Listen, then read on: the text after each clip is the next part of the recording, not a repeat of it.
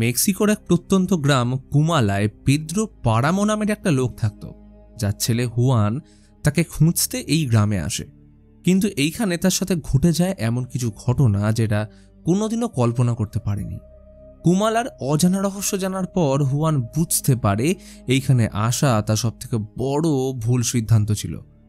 Pedro পারামো আসলে কে, কি এই গ্রামের রহস্য, সেইটা জানতে হলে দেখতে হবে হুয়ান রুফলোর লেখা ক্লাসিক মেক্সিকান নোভেলের উপর নির্মিত মুভি পেদ্রো পারামো। হুয়ান প্রেসিয়াদোর মা দলোরিতা 7 দিন আগে মারা গেছে। তার শেষ ইচ্ছে ছিল হুয়ান বাবার সাথে দেখা করে তার সম্পত্তির অংশ নিক। সেই উদ্দেশ্যে হুয়ান চলেছে প্রত্যন্ত এক গ্রাম কুমালায় তার বাবা পেদ্রো পারামোকে খুঁজতে। মেক্সিকোর বিস্তীর্ণ মরুভূমির মাঝে হুয়ান একা দাঁড়িয়ে। অনেক দূরে দেখা যায় একটা লোক খচ্চর নিয়ে কোথাও চলেছে। জিজ্ঞেস করলে জানায় লোকটা কুমালার রাস্তা চেনে, তাই ওর সাথে হুয়ান চলল স্বপ্নের পথে। লোকটার নাম আবন্দিও মার্টিনেজ। কথাবার্তার মাঝে জানা গেল যে হুয়ান কখনো তার বাবাকে দেখেনি, শুধু নাম শুনেছে। পেদ্রোর নাম শুনতেই আবন্দিও হেসে বলে, আমিও পেদ্রোর ছেলে, আর সে তো কয়েক বছর আগেই মারা গেছে। হুয়ান চমকে যায়, কি বলবে ভেবে পায় না। বিশ্বাস অবিশ্বাসের দ্বন্দ্ব। কুমালার রাস্তা দেখিয়ে আবন্দিও নিজের পথে হেঁটে চলল। হুয়ান তো গ্রামে পৌঁছে অবাক। মা যেমনটা বলেছিল তার থেকে কুমালা সম্পূর্ণ আলাদা, জনশূন্য, ভুতুড়ে। বহু বছর কেউ আসেনি বোধহয়। আবন্দিও গ্রামে থাকার জন্য এদুভিকেসের সাথে দেখা করতে বলেছিল। সেই অনুমান করে বাড়ি খুঁজতে গিয়ে কালো কাপড় পরে বুকে মৃত বাচ্চাকে নিয়ে হেঁটে চলা এক মহিলা দ্রোতিয়া এদুভিকেসের বাড়ি দেখিয়ে দিল।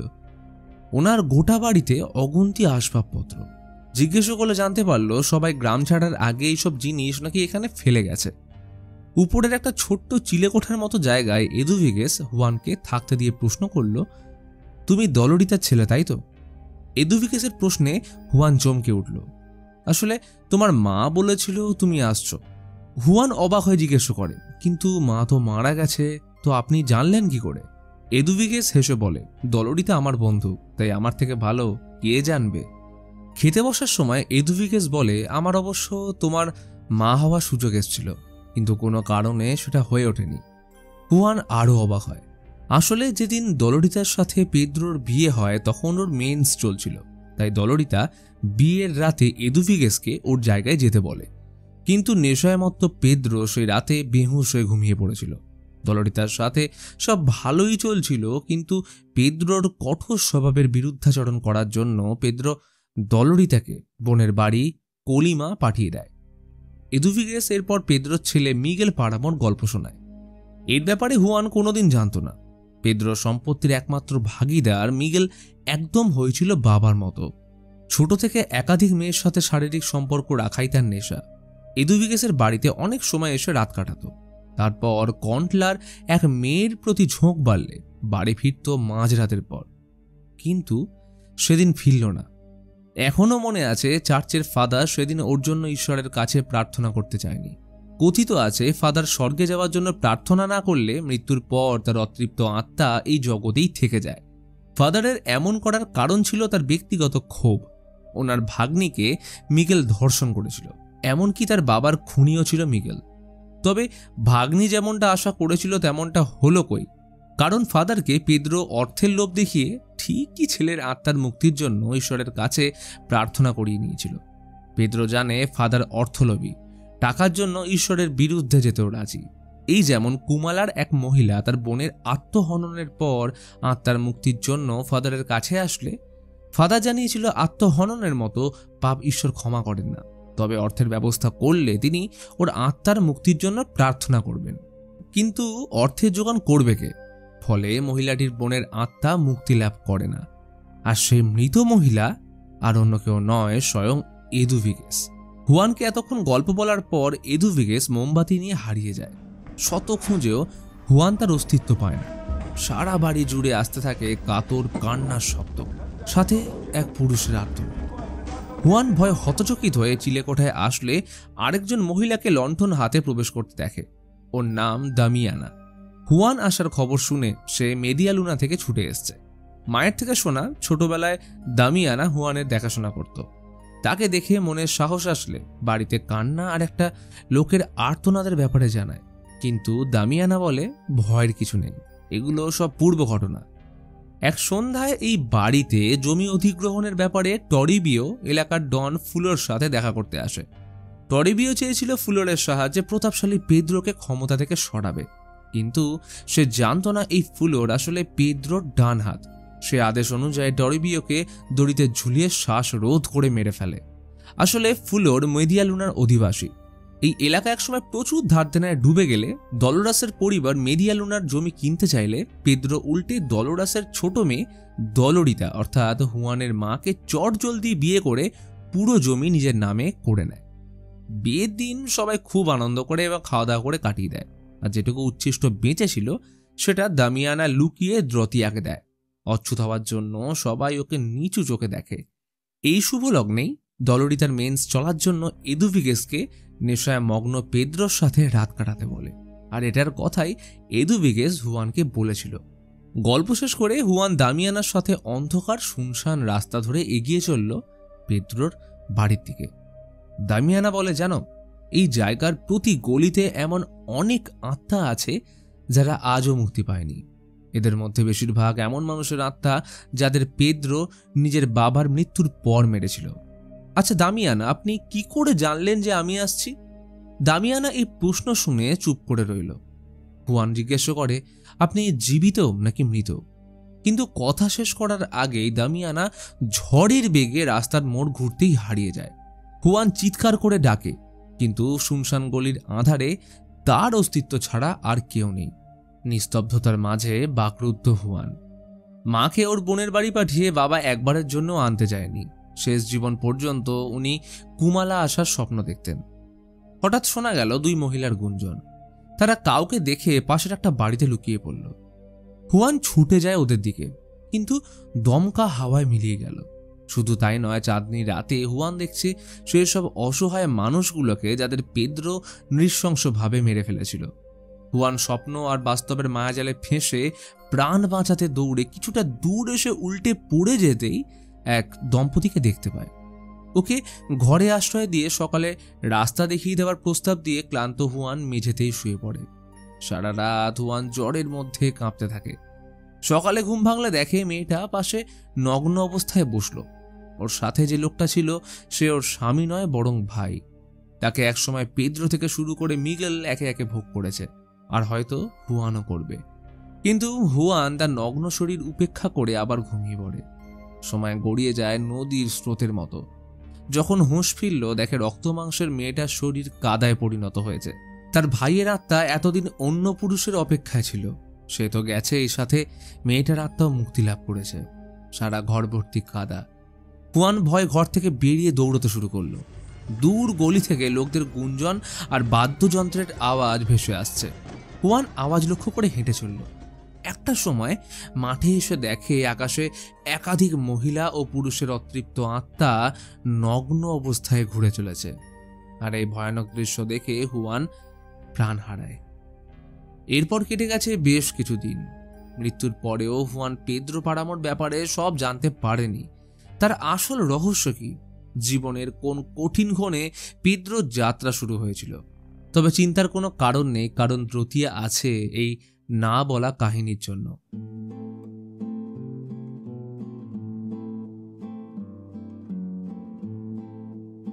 পেদ্রো ছোটবেলায় দাদু ঠাকুমা সহ কুমালায় আসে। ছোট থেকে সম্পূর্ণ আলাদা চিন্তাধারায় কেটেছে ওর জীবন। কারোর কাছে মাথা নোয়াতে শেখেনি, কিন্তু তার সব জেদ অভিমান একজনের সামনেই ফিকে হয়ে যেত, আর সে তার একমাত্র ভালোবাসা সুজান। কত সুন্দর মুহূর্ত কেটেছে তার সাথে। মাহারা সুজান নিজের বাবার থেকেও বেশি পেদ্রোকে ভালোবাসত। কিন্তু একদিন ওর বাবা সুজানকে নিয়ে কুমালা ছেড়ে চিরজীবনের মতো মাস্কোটা চলে যায়। কুমালার গলি প্রান্তে দাঁড়িয়ে পেদ্রো শেষবারের মতো সুজানকে দেখেছিল। এরপর থেকেই পেদ্রোর মধ্যে এক অদ্ভুত পরিবর্তন আসে। বাড়িতে কারোর কথায় মন বসত না। ঠাকুমা বলেছিলেন এই স্বভাব একদিন পেদ্রোকে নিয়ে ডুববে। একদিন বাবার মৃতদেহ বাড়ির উঠোনে ঢুকলো। কেউ খুন করেছে তাকে। কিছু বলার বা করার মতো অবস্থায় সেদিন পেদ্রো ছিল না। এরপর কেটে যায় অনেক কটা বছর। পেদ্রোর ছেলে মিগেল তখন কুকর্ম চালিয়ে যাচ্ছে। সকাল হলেই দ্রোতিয়া দামিয়ানার বাড়িতে আসতো একটু খাবারের লোভে। মিগেল তার সাথেও একটা চুক্তি করে যে প্রতিদিন দ্রোতিয়া ওর জন্য কন্টলা থেকে মেয়ে এনে দেবে, তার পরিবর্তে সে পাবে রাজকীয় খাবার। সেদিন ফুলোর মিগেলের উপর খুনের অভিযোগের খবর নিয়ে আসে। পেদ্রো অবশ্য ছেলের এইসব কাজে খুব একটা চিন্তিত নয়, বাচ্চা মানুষ এসব কুকর্ম করতেই পারে। এছাড়াও অর্থের বিনিময়ে সবাইকে তো চুপ করানো যায়। তবে জীবনের এত ঝঞ্ঝাটের মাঝে পেদ্রো সুজানকে ভোলেনি। পেদ্রো কুমালা সহ মেরিয়া লুনার ক্ষমতায় আসার পর মাস্কোটা সহ গোটা মেক্সিকোতে সুজানের খবর নিতে লোক লাগিয়ে দেয়। এর মাঝে একদিন কন্টলা থেকে যাওয়ার পথে ঘোড়া থেকে পড়ে মিগেল প্রাণ হারায়। ঠিক ছোটবেলায় বাবার দেহ যেমনভাবে বাড়িতে আনা হয়েছিল ঠিক তেমনভাবেই মিগেলকে আনলো, যেন পুরনো দুঃস্বপ্নের পুনরাবৃত্তি। ছেলের শেষ কৃতকার্যের দিন চার্চের ফাদার মিগেলের স্বর্গপ্রাপ্তির জন্য প্রার্থনা করতে অস্বীকার করে, কারণ ফাদারের ভাইয়ের খুনি এবং তার ভাগ্নিকে মিগেল ধর্ষণ করেছিল। তবে এমন অবস্থায় কাজে আসলো অর্থ ক্ষমতা। এটাই কি ঈশ্বরের প্রতিদান? চার্চে প্রতিদিন ঈশ্বরের কাছে নিজের দোষ স্বীকার করতে আসা পেদ্রোর শিকার হওয়া গর্ভবতী মেয়েগুলোর কাহিনী সব যেন পাপ পুণ্যের বিচারে ফিকে হয়ে আসে। কিন্তু অন্যদিকে পেদ্রোর এখনো মনে পড়ে ছোটবেলায় সুজানের সাথে কাটানোর প্রতিটা মুহূর্ত। তার প্রতি ভালোবাসা চামড়ার গন্ধে নয়, বরং মন থেকে ছিল। জমির ব্যাপারে তখন মেক্সিকোর বিভিন্ন স্থানে আন্দোলন চলছে। এই ঝামেলা থেকে বাঁচতে একদিন সুজান ও তার বাবা কুমালা ফিরে আসে। তবে ফুলোর এমন কিছু খবর আনে যা পেদ্রোকে ভিতর থেকে নাড়িয়ে দেয়। সুজান এখন মানসিক রোগে আক্রান্ত। পেদ্রো এই ঘটনা জানার পর সুজানের বাবাকে খাদান দেবার বদলে সুজানকে বিয়ের প্রস্তাব দেয়। উনি অবশ্য পেদ্রোকে বলেছিলেন সুজান বিধবা, ওর মৃত্যুর শোকে সুজানের নাকি এই অবস্থা হয়েছে। কিন্তু পেদ্রো পিছু পা হয়নি। সুজানকে ফিরে পাওয়ার সুযোগ সে আর ছাড়বে না। সেদিন সুজানকে দেখে পেদ্রো এক মুহূর্তের জন্য ছোটবেলায় ফিরে গেছিল। আজও ওর কথা ভাবলে বুকের ভেতরটা চিনচিন করে ওঠে। ভেবেছিল সুজান তাকে দেখা মাত্রই বুকে জড়িয়ে ধরবে, পরিবর্তন করে দেবে অগোছালো পেদ্রোর জীবন। কিন্তু ঘোড়ার গাড়ি থেকে নামার পর বুঝতে পারে এটা সেই আগের সুজান নেই। পেদ্রো নিজের চোখকে বিশ্বাস করতে পারছিল না। সময় পেরোয়, কিন্তু সুজান কখনো পেদ্রোকে মানতে পারে না। এতদিন বিনা দ্বিধায় বিভিন্ন মেয়েদেরকে যে পেদ্রো ভোগ করেছে, সেই মানুষটা একবারের জন্যেও অনুমতি ছাড়া সুজানকে স্পর্শ করেনি। এর মধ্যে খবর আসলো সুজানের বাবা খাদান দুর্ঘটনায় মারা গেছে। সুজান এই ঘটনায় তেমন কর্ণপাত করল না। এক অদ্ভুত মায়া ওর চোখে। দিনের পর দিন তার এমন হাবভাবের কারণ জানার জন্য পেদ্রো খোঁজ খবর চালিয়ে জানতে পারে এক ভয়াবহ ঘটনা। কুমালা ছাড়ার পর সুজানের বাবা নিজের মেয়েকে স্ত্রীর মতো ভোগ করতে থাকে। এই অসহনীয় ঘটনা বছরের পর বছর ধরে চলতে থাকার কারণে সুজান মানসিক রোগের শিকার হয়। কোনো পুরুষের স্পর্শ সহ্য করতে পারত না। এই খবরটা জানার পর সেদিন পেদ্রো খাদানে লোক পাঠিয়ে সুজানের বাবাকে খুন করে। ঠাকুমার দেওয়া অভিশাপ হোক বা খারাপ ভাগ্য, কোনো একটা কারণে পেদ্রো কিন্তু আর ভালো সময়ের মুখ দেখল না। মেক্সিকোর বহু মানুষ অত্যাচারী সরকার ও জমি অধিগ্রহণের মূল কালপ্রিটদের বিরুদ্ধে বন্দুক তোলে। এর প্রথম শিকার হয় ফুলোর। পেদ্রো পরিস্থিতি সামলাতে আন্দোলনকারীদের সাথে অর্থের বিনিময়ে সমঝোতা করে নিজের দলে করে নেয়। কিন্তু সবকিছু অর্থের বিনিময়ে সামলে নিলেও পেদ্রো একদিন হার মানল। নেশার ওষুধ বেশি মাত্রায় সেবন করায় পার্থিব সকল মায়া ছেড়ে সুজান একদিন দেহ ছাড়ল। পেদ্রো তার সর্বস্ব হারায়। এই কষ্টের কাছে তার সব অর্থ মূল্যহীন। সেদিন ফাদার চার্চের বেল বাজিয়ে সবাইকে সুজানের মৃত্যুর খবর দিল। কুমালা থেকে শুরু করে মেরিয়া লুনার শেষ প্রান্ত অবধি ছড়িয়ে পড়ল আওয়াজ। অনেক মানুষ পার্শ্ববর্তী শহর থেকেও আসলো। কিন্তু এত লোকের সমাগমের পর সুজানের শেষ যাত্রার পরবর্তী অধ্যায় উৎসবের রূপ নিল। মেলা, সার্কাস থেকে শুরু করে পুরো কুমালা আনন্দে মেতে উঠল। নাচের পদশব্দ আর আতশবাজির অসাধারণ প্রদর্শনী দূর থেকে পেদ্রো অবাক চিত্তে দেখতে থাকে। মনে ক্রোধ আর একাধারে প্রিয়জনকে হারিয়ে ফেলার কষ্ট। দামিয়ানা কিছুটা সংকোচ বোধ করে পেদ্রোকে শান্ত হয়ে বসতে বললে উত্তর এলো, আমি যদি সত্যি বসে পড়ি না, তাহলে কুমালা একদিন শেষ হয়ে যাবে। এটাই হয়তো পেদ্রোর অন্তিম মুহূর্ত ছিল। দিন যায়, রাত যায়, গড়িয়ে যায় বছর, পেদ্রো আর ওঠেনি। পিছনে ফেলে গেছে পাপে মেশানো কিছু মধুর স্মৃতি আর কুমালার প্রতি অপরিসীম ক্রোধ। চোখের সামনে ধুলোয় মিশে যাচ্ছে গোটা শহর। যে যার মতো প্রাণ বাঁচিয়ে সবাই ঘর বাড়ি ছেড়ে পালিয়েছে, কারণ মাথার উপর থেকে পেদ্রো হাত সরিয়েছে। দলের শেষ প্রভুভক্ত লোকটাও এই সময় মেক্সিকোর ফ্রিডম ফাইটারদের সাথে অ্যান্টি ক্যাথলিক নিয়মের বিরুদ্ধে গিয়ে আন্দোলন চালাচ্ছে। কিন্তু এইসবের বিন্দুমাত্র ধার ধারল না পেদ্রো, কারণ আজও চোখের সামনে ভাসে সুজানের শেষ যাত্রা। যেন ছোটবেলার সুজান তাকে বিদায় জানাচ্ছে, সেই একই চাহনি, সাথে হৃদয় বিদারক অনুভূতি, যা বলে হয়তো ব্যক্ত করা যাবে না। কুমালা আজ জনশূন্য, শুধু সময়চক্রে আটকে রয়েছে সেই অতৃপ্ত আত্মারা যাদের মৃত্যুর পর ফাদার মুক্তি দেয়নি।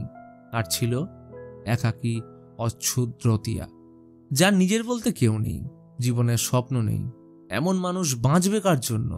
পেদ্রো পর্যন্ত ছাড় পায়নি, আর সে কিনা একজন সামান্য অচ্ছুত, যার কাছে খোলা বাতাসের অক্সিজেন ভোগ করাটাও এখন ধারের সমান। যখন সে মৃত হুয়ানকে কুমালার রাস্তায় খুঁজে পায়, তখনই রতিয়া শেষ নিঃশ্বাস ত্যাগ করে। অবশ্য মৃত্যুর পরে তার ভাগ্যে আলাদা করে কোনো কবর জোটেনি। হুয়ানের কবরের সাথেই তাকে পুঁতে দেওয়া হয়। এতক্ষণ হুয়ানের কবরে শুয়ে থাকা রতিয়া পেদ্রোর জীবনী শোনাচ্ছিল। হুয়ান জিজ্ঞেস করে, আচ্ছা তাহলে বাবা মরল কি করে? রতিয়া শুরু করলো পেদ্রোর অন্তিম অধ্যায়। সুজানের মৃত্যুর পর যখন গোটা কুমালা ফাঁকা হয়ে আসে, তখন আবন্দীয় স্ত্রী অসুখে মারা পড়ল। কোনো উপায় না থাকায় তার শেষ কৃতকর্মের জন্য আবন্দীয় পেদ্রোর থেকে অর্থের সাহায্য চাইতে আসে। কিন্তু সে জানতো না, সময় ভুলে নিদ্রাহীন অবস্থায় বসে থাকা পেদ্রো বহু আগে কুমালার লোকদের মাথার উপর থেকে হাত সরিয়ে নিয়েছে। তাই সাহায্য করতে অস্বীকার করায় আবন্দীয় মদ্যপ অবস্থায় পেদ্রো আর দামিয়ানাকে খুন করে। পেদ্রো তাকে আটকানোর চেষ্টা করল না, কারণ এটার অপেক্ষাতেই সে হয়তো একদিন ছিল। পেদ্রোর হৃদয়ে এখনো আগুন জ্বলে, চাইলে উঠে চিৎকার করতে পারত, কিন্তু কার জন্য? কে উঠবে এখন? কে আবার নতুন করে প্রেমে পড়ার পরিশ্রম করবে? শুধু কি হৃদয় ভাঙার জন্য? সুজান যদি একবার হ্যাঁ বলতো, মৃত্যুকে হারিয়ে ফিরে আসতো সে। তবে আজ নয়, হয়তো সময়ের কোনো এক প্রবাহে তারা একদিন ঠিকই জেগে উঠবে, মেক্সিকোর কোনো এক গলিতে একই রাস্তায় ছুটে আবার নতুন করে সুজানের প্রেমে পড়তে।